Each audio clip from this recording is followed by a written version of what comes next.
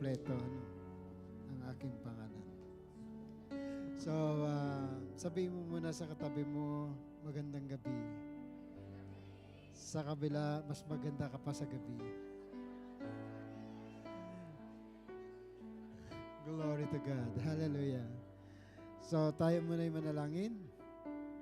Heavenly Father, I thank you once again for another month that we are going to start.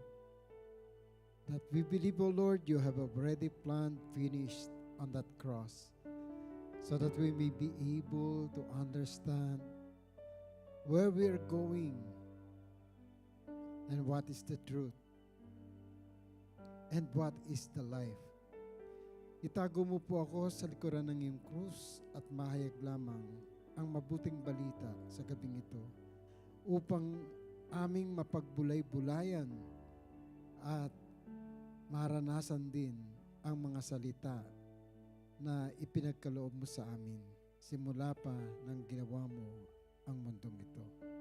Maraming salamat, Panginoon, sa mga tao na nagbigay ng panahon at patuloy, O Lord, na yung kauhawan nila at kagutuman sa salita mo, ito ay mangyarit punuin mo sa gabing ito. Sa pangalan ni Jesus, ito ang aming panalangin. Amen. Sige, tayong lahat ay umupo na at makinig ng salita. Amen. So, meron bang mga promises ang Lord sa'yo? Sino rito yung nag-aantay pa ng promise ng Lord?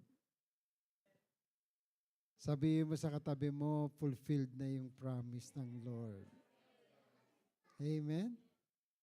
At tayo ay, ano yon? Yung mga promise sa'yo, no, kukunin mo na lang. Last month, we talked about the provision. Abundant provision. Amen? Ibig sabihin, before you ask, it was already there and was provided by your Father. Amen. So, this evening, simple lang ang promise ng Lord. Fulfilled promises. Sa Matthew chapter 5, verse 17, sabi ni Jesus Christ, think not that I come to abolish the law or the prophets. I did not come to abolish but to fulfill. So ibig sabihin, He is the fulfillment of the promises of God. Amen. Sino dito naniniwala na ang promise ng Lord mararanasan niya ngayong September? Glory to God. Anong promise sa'yo ng Lord? For I know my plan for you, plan to prosper you and not to harm you, to give you hope and a future. So promise niya yun. Amen? Kasi may plano siya eh. Not to harm you, but to give you hope and a future. Jeremiah 29:11.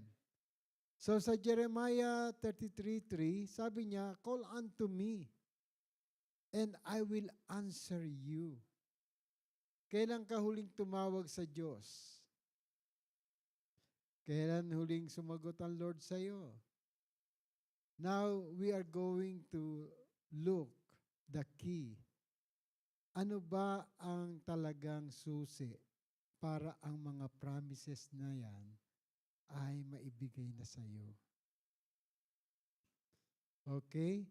So let's start with our sa ating pag-uusapan ngayon. Madali lang ito. Siguro mga 3 oras siguro tapos tayo. Okay? Fulfilled promise. Promise fulfilled. In Matthew 17, katulad ng Matthew 5:17, sabi riyan, do not think that I have come to abolish.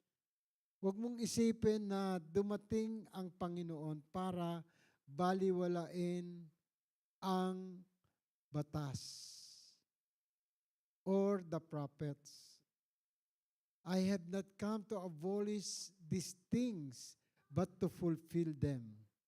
Verse 18, I tell you the truth. Ayan, nagsabi na si Jesus Christ. Katotohanan sinasabi ko sa inyo. Until heaven and earth pass away, not the smallest letter or stroke of a letter will pass from the law until everything takes place. I want to emphasize first what is the law that he is referring to. No? Ano ba yung law na yan? Now, the law or the commandment was begin, the first law and the first commandment was begin in the Garden of Eden. The first law in the Garden of Eden. Now, in Genesis chapter 2, verse 15, tingnan nga natin, basahin nyo nga, want to go? The Lord God took the man and placed him in the orchard in Eden to care for it and to maintain it. Verse 16. Then the Lord God commanded the man, "You may freely eat fruit from every tree of the orchard." So, ito yung commandment ng Lord. Pag may commandment, ibig sabihin, it is a law. Amen? Na galing sa Diyos eh. Kapag ba nag-command ang hari dito sa UAE, meron bang bangis yan o bagsik o may dating ba yan? Natural, ano? Lalo na kapag ito ay isinulat. It is written. Kaya sa verse 17, sabi rito, ano ang law na binigay kay Adam? But you must not eat from the tree of the knowledge of the good and evil, for when you eat from it, you will surely die. Yan. The key actually in unlocking the provision of the Lord is obedient to His word. Obedient. Hindi nag-obey si Adan.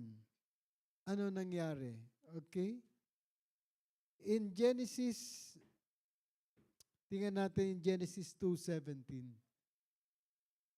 But you do not eat, no? In Genesis 2:17, but you must not eat from the tree of the knowledge of good and evil, for when you eat from it, you will surely die. Namatay ba talaga ang tao? Kasi walang kamatayan ang tao. Ginawa ka ng Diyos according to His image and likeness. Therefore, hindi ka mamamatay. Ano nangyari dito sa Garden of Eden? Namatay ba si Adan at si Eva? When they grew old, namatay sila. Pero dapat hindi sila mamamatay. Amen? Kasi yun yung creation ng Lord. Create si Eva at si Adan from the dust. Si Adan from the dust, right? And from the dust, hiningahan lang si Adan ng kanyang hininga. Kaya siya nagkaroon ng living soul. So, remember this. Tandaan niyo mabuti. Ikaw ay living soul na ginawa ng Diyos sa loob ng putik. We are all from the dust. Kaya hindi ka pwedeng magmalaki kung meron kang makatabing maitim man, no? O yellowish. Amen? Color doesn't matter. You are from the dust. And till dust we will return. Amen? Pero yung inside mo, yung inner being diyan sa loob mo, you are the image of God. You are created according to the image of God. Kaya wala itong itsura, no? Ang pinorm ng Lord si Adan from the putik or from the dust. Remember this, no? Verse 18, sabi rito. Ano yung verse 18?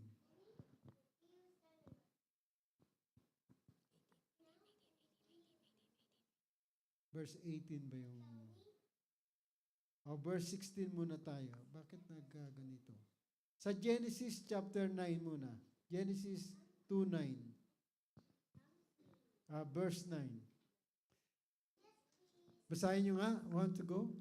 The Lord God made all kinds of trees grow from the soil, every tree that was pleasing to look at and good for food. Now the tree of life and the tree of the knowledge of good and evil were in the middle of the orchard. So before He created us, kinreate niya muna ang Diyos yung mga provision. Kaya tayo nagugutom kasi alam ng Diyos magugutomin tayo. Amen? Alam ng Diyos, alam ng Father natin na kailangan mong lumakas. Kaya ginawa niya muna lahat ng mga pagkain. Good for food. No? And the tree of knowledge of good and evil nandoon din sa gitna ng paraiso. We're in the middle of the garden. Okay, verse 17. Ito sinabi niya. 2:16 muna, okay? 2:16. Then the Lord God commanded the man, you may freely eat fruit from every tree of the orchards. Bago niya ginawa ng commandment, yung 17, ano sabi riyan? Importante pala ang dalawang tree na ito. You must not eat from the tree of the knowledge of good and evil. For when you eat from it, you will surely die. Dalawa po yung tree. Kaya lang, isa lang ang pinagbawal ng Diyos. Kapag may law at nag-obey ka sa law, giginhawa buhay mo. Amen? Pero kapag nag-disobey ka sa law, ang buhay natin mapapariwara. So the key para guminhawa ang buhay pala natin is to obey the law. Kaya lang pinili ng unang gawa ng tao, no? Yung flesh ay yung suwayin ang Lord. Kaya mahuhusay tayo no? The knowledge of good and evil. Yung pinagsimulan natin nung tayo ay bata pa, nakuha natin yan sa mga ninuno pa natin. Kasi kung ano'y tinuturo sa'yo ng magulang mo, yun yung nakuha niya sa magulang niya. At sa magulang ng magulang niya. Isipin niyo, kung tayo ay pinalaya sa Kastila 100 years ago, no? Yung ugali ng Kastilaloy, na-adapt natin. Kasi yun yung dala-dala ni Magellan na sa Pilipinas, yung tayo ay magkaroon ng religion.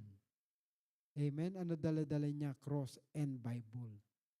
Pero ang katuruan noon ay nakapokus para lamang tayo alipinin ng Espanyol. Nakuha nyo? Hindi doon ang promise ng Lord. Wala doon. Kung babasahin natin ang Bible ngayon, ang dami palang promises ng Lord. Pero nakatutok lang tayo sa pagsunod kung ano pinag-utos ng iglesia na dala-dala ng Kastila.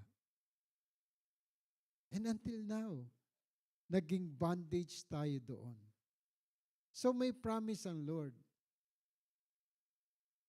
Ano yung nangyari dito? Surely you will die. Namatay ba tao sa first commandment niya? Hindi, di ba? Physically, hindi. Pero patay tayo spiritually. At yung espiritu na, wala pa tayong espiritu. Actually, ang nabuhay sa atin yung soul and the flesh. Kaya yung soul and flesh natin, no, nabubuhay tayo according to the flesh. Pero patay tayo. Bakit? Yung espiritu ng Diyos wala sa atin. Kasi yun nga ang curse ng Diyos sa atin. Tingnan natin ang Genesis chapter 3 verse 22. Ayan. And the Lord God said, now that the man has become like one of us, knowing good and evil, he must not be allowed to stretch out his hand and take also from the tree of life and eat and live forever. Meaning, the tree of life, kung kakainin natin ito, mabubuhay na tayo walang hanggan. And that is the promise of God. For God so loved the world, katulad nga ng sinabi kanina ni Mark, for God so loved the world that He gave the access to eat the tree of life. He gave His only Son, Jesus Christ, that whosoever believe in Him shall not perish but have an eternal life. Ibig sabihin, yung unang Adan, namatay, naparusahan, na curse. But itong pangalawang Adan, na si Jesus Christ, siya yung wala ng, siya yung nasa tree of life na hindi na mamamatay. Amen? Kaya nga sinabi ni Jesus Christ, kung sino man ang kumain ng katawan ko at uminom ng aking dugo, they will have eternal life. For as many who believe Him, to those who receive His name, for as many who receive Him, to those who believe in His name, He gave them the right to become children of God. Kasi dalawa lang ang tao na nabuhay dito sa mundo nang walang ama. Ang una, si Adan. Paano siya nilikha ng Diyos? Hindi siya nagkaroon muna ng ama. Sino ama ni Adan? Kung nabasa niyo na. Wala, di ba?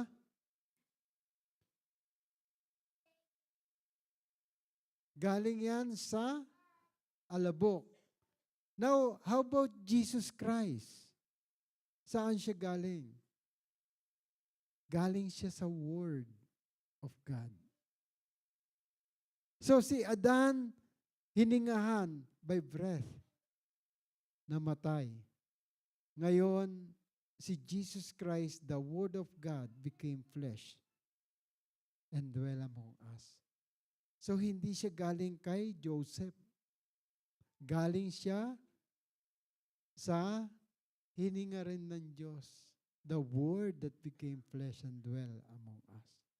Therefore, the first Adam lives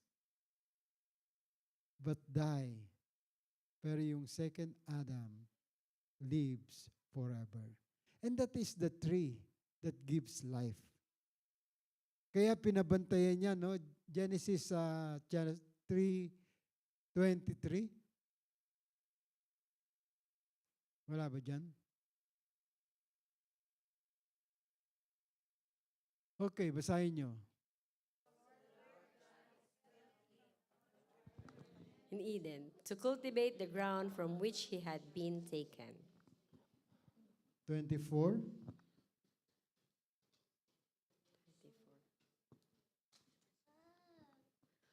When he drove the man out, he placed on the eastern side of the orchard in Eden angelic sentries who used the flame of a whirling sword to guard the way to the tree of life. Flame of a whirling sword. Amen? Kaya yung sword na yan is the Word of God. Yang pinagamit sa atin. Amen? The sword of the Spirit is the Word of God. Remember that. Kapag nalagpasan mo, makakakain ka ng fruit na nagbibigay ng buhay na walang hanggan. Amen. It is the sword of the Spirit, the Word of God, that you're going to use para ikaw ay maka-access doon sa tree that produce life. Kaya nga sabi ni John the Baptist, nagbabaptize ako sa inyo by water, but the one who is going to come after me will going to baptize you with the Spirit and fire. Kaya kung hindi ka baptize, alam niyo ba yung baptizo? Baptism? It is called baptizo. Baptizo means to submerge. Kaya yung baptism natin, water baptism, it's only to submerge our flesh. Lilinisin lang panglabas natin. And then, publicly i-renounce mo na ikaw ay makasalanan, which is true naman. Even Jesus Christ did it, pero wala siyang kasalanan. Amen? Kaya nung umakyat, nakuha na natin ang baptism, hindi pa rin tayo ligtas eh. You cannot be saved by the water itself. No, yung naglumubog ka pagkatapos sinabi mo, ikaw makasalanan. Eh, until now eh. Hello? Totoo ba? Totoo ba ang chismis? Makasalanan tayo? Lahat tayo makasalanan, di ba? For all have sinned and fall short to the glory of God. Kaya nung nagpabaptize ka, patuloy pa rin. Andiyan pa rin yung dati mong hindi pa nawala. Bakit? You are not baptized by fire and the Spirit of God. Kailangan pala ilubog ka sa salita ng Diyos. Sabi mo sa katabi mo, kailangan mabaptismohan ka ng salita ng Diyos. Because the Word of God, according to Jesus Christ, lagay mo nga sa Matthew 5, verse 18. According to the Word of God, ito, I tell you the truth, until heaven and earth pass away, not the smallest letter or stroke of a letter will pass from the law until everything take place. Kailangan talaga ilubog mo ang sarili mo at maunawaan mo kung ano ang plano ng Diyos sa iyo. That is the Spirit of God. Para ikaw ay mabuhay na muli, you have to receive Him. You have to believe in Him. John 1:12. Kapag ito ay nangyari na sa buhay mo, na ikaw ay lumalakad na according to the Word, then hindi ka na maapektuhan ng mundo. Amen? Ano naririnig mo? Lalabas na lang dito. Ano nakikita mo? Pipikit ka na lang. Ano maaamoy mo? Hindi mo na iintindihin yun. Katulad ng maamoy mo yung aga-aga, nakaganyan sa metro. Ikaw bagong paligo. Meron ka pang pabango. Pero iba yung pabango nila. Amen. Galit na galit ka. Hindi mo malaman ngayon kung ano ang gagawin mo. Kristiyano ka eh. Nakaganyan pa sa ano. Ano gagawin nyo? Siguro sa inyo, iba naiinis na eh, no? Kinekers na yung katabi. So, kapag ikaw ay patay na, o ikaw ay born again na, no, hindi mo na maaamoy yung mga ganyang mga klase. Amen? Ano na maamoy mo? Wow, amoy ham. Masarap kainin. Amen. Hindi ka na magagalit. Sabi mo sa katabi mo, bawal nang magalit. Kasi patay ka na eh sa mundo. Buhay na Espiritu ng Diyos sa iyo. Kasi lahat minahal ng Lord. Amen? Ikaw nga makasalanan ka, minahal ka pa ng Lord eh. So, doon mo malalaman na ikaw ay nag-o-obey na at nagmamahal ka na. Katulad nga ng sabi ni Brother Mark kanina, sino rito mga obedient? O konti lang, Lord. Ang obedient ay talagang makikita mo, nagmamahal yan. No? May kusa. Pero yung hindi nagkukusa, truly, hindi sila nagmamahal. Pwedeng magbigay ng walang pagmamahal. Kita nyo ang mga sa atin ngayon, usapan sa atin ngayon. No? Marami nagbibigay. Bilyon-bilyon pa. Amen. Ano nangyari? Kabibigay, sino na walan? Ang taong bayan na nagbubuwis. Hindi ka lang makapagbayad ng buwis. Grabe ang pananakot nila. Kukulong ka or whatsoever. Ngayon, yung mga lumulustay ng buwis natin, baliwala lang. Amen. Mahiya naman kayo. So, I tell you the truth. Sabi rito, heaven and earth pass away, not the smallest letter or stroke of letter will pass from the law until everything takes place. Gusto ko munang i-ano sa inyo ang law. Ano ba yung law na yan na sinasabi ni Jesus Christ?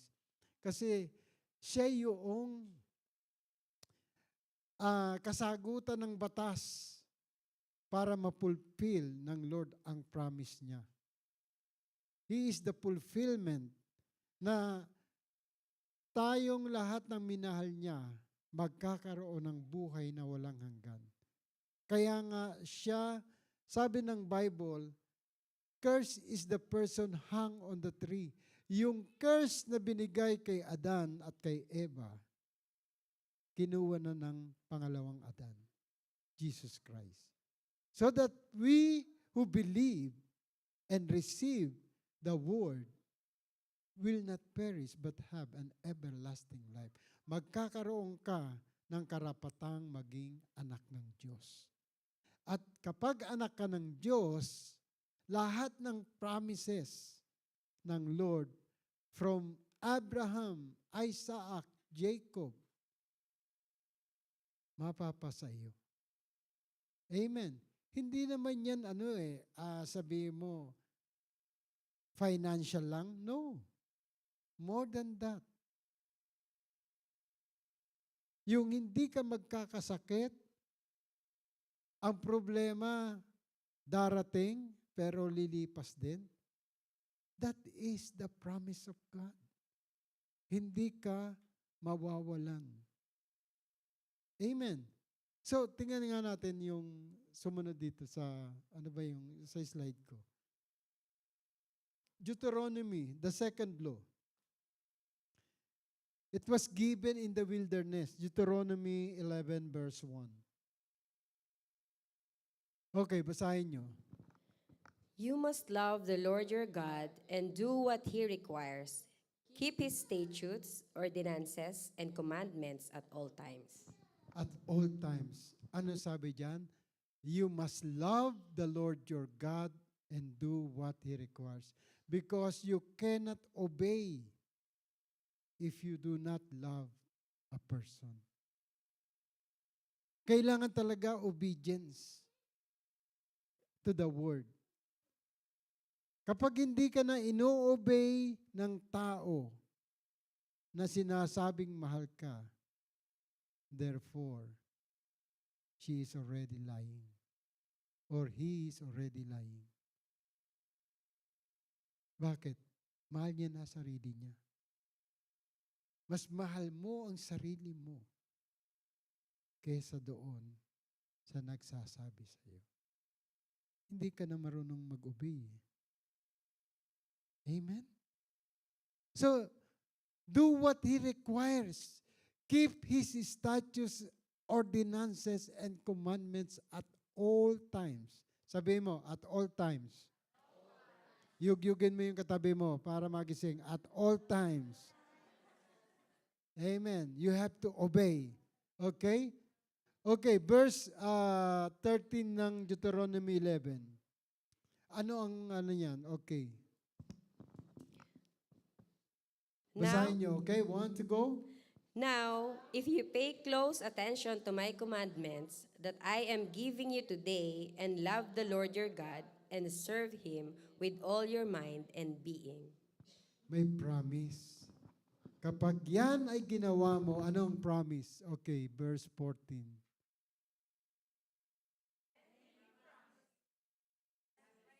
Rain for your plant in its season, the autumn and the spring rains, so that you may gather in your grain, new wine, and olive oil. See, anong promise ng Lord? Yung provision na pinag-aralan natin last month, ibubuhos niya sa September. Ibubuhos niya ang ulan ng pagpapala sa atin. Ang promise niya, ayan o, and He promised, I will send rain. At bagyo ang mararanasan natin. Babaha ng lahat ng mga promises ng Lord para sa iyo at sa akin. Siyempre, hindi lang para sa iyo, para sa akin din. Amen? Asahan mo yan. Promise ng Lord yan. I will send rain for your land in its season, the autumn and the spring rain, so that you may gather in your grain, new wine, and olive oil. Amen. So, itutuloy ko ang promises ng Lord sa Sunday. Kasi alam ko, hindi nyo masyadong maiintindihan kung hindi ko ipinaliwanag ito. Na ang promise ng Lord, hindi ito natapos. Until now, may promise ang Lord kung yan ay hindi pa fulfilled sa buhay mo. Actually, ang promise ng Lord tapos na. It was already fulfilled. Kaya nga sabi ni Jesus Christ, think not that I come to abolish the law or the prophet. I did not come to abolish it, but to fulfill it. Kasi ang mga prophet, nag-promise sa atin, mga ninuno. Amen? At ang promise na yan ng mga prophet pamula kay Abraham, Isaac, kay Jacob, kay Moses, hanggang kay Malakay. Ito ay fulfilled na when Jesus came. Because all the prophets talk about Jesus come. Amen? Kung hindi pa dumarating sa iyo ang salita ng Panginoon at hindi mo pa natatanggap ang salita ng Diyos, then you need to do something. Concentrate, magbasa ka ng Rhapsody of Realities. Reality po yan. Magbasa ka ng Bible every day. At sa Rhapsody, hindi ko sinasabi na yung sinabi ni Pastor Chris ganito, hindi mo pagbubulay-bulayan. No.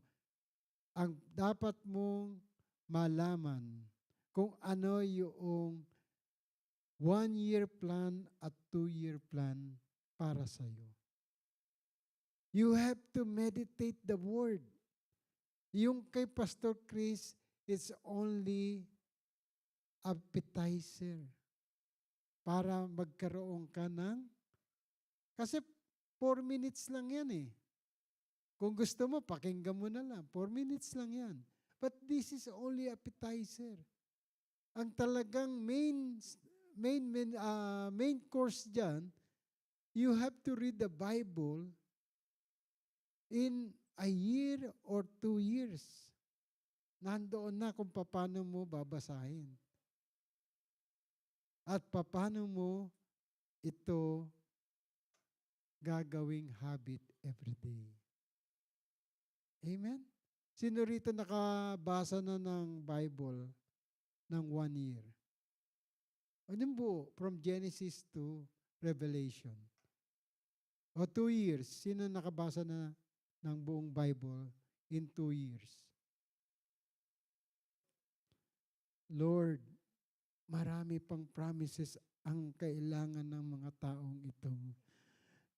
Dahil sinabi diyan, ano sabi uli ni Jesus Christ? Matthew 5:18. Matthew 5:18. Sabi diyan, not the smallest letter or stroke of a letter will pass from the law until everything take place. Sabi niya, I did not come to abolish the law or the prophets. Nandiyan sinasabi niya, kahit na yung smallest letter na hindi mo na mabasa. Yung stroke of a letter na ang sulat Arabo or what? No? Arabic or Aramaic. Kailangan maintindihan natin. Amen? Kaya yung iba nagbabasa rin ng Greek. Kasi naiiba ang meaning ng word. Pero hindi ko na kayo pagbabasahin ng Greek. Amen? Basahin nyo na lang yung Bible na naiintindihan natin. Hello? Kaya ba nating sabihin sa Lord, Lord, I will obey. I will read my Bible from Genesis up to Revelation. Pastor naman, yung Rhapsody lang, hirap na hirap ako eh. Actually, pinakikinggan ko na nga lang eh. Sa sobrang dami nating ginagawa. Amen. Pero pag nag-i-scroll ka, no? Basa pati yung yung AI, artificial intelligence, basahin pati, oh. O, pati yung chismis. Di ba? Pero wala tayong time for the Bible. Remember, the promise of the Lord will only be fulfilled when you obey it. Amen. Okay? When you obey the Word of God. Kasi yan ay law dapat sa puso natin. Hindi sa mind. Sa puso natin. Bakit ka ba minsan takot tumawid? Kasi nasa puso mo. Halimbawa sinabing, naka-red, hindi ka tatawid. Kasi nasa puso mo, magbabayad ka. May penalty. The same thing, kapag disobedient ka sa word, may penalty. And the penalty is death. Sa tao, kay Adan, namatay ang physical body. Pero, hindi yan ang kamatayan. Na-curse ang physical body because of disobedience. Now, ano solution ng Lord? Another body. Another Adam. The last Adam, which is Jesus Christ. For us to follow and obey the word. Dito na yan sa puso natin. Amen? Wala na dito. Kasi kay Adam, knowledge of good and evil lang eh. Then Jesus Christ love, obedient to the word. He loved the Father, the reason why he obeyed the Father. Actually, kung gugustuhin ng ating Panginoon, hindi siya mangyayaring maipako eh. But sinabi niya, not my will, Lord. Father, not my will. Let thy will be done. Pinakita sa atin lahat na kayang mag-obey ng tao sa kanyang salita. Amen? Kaya ba natin mag-obey without loving?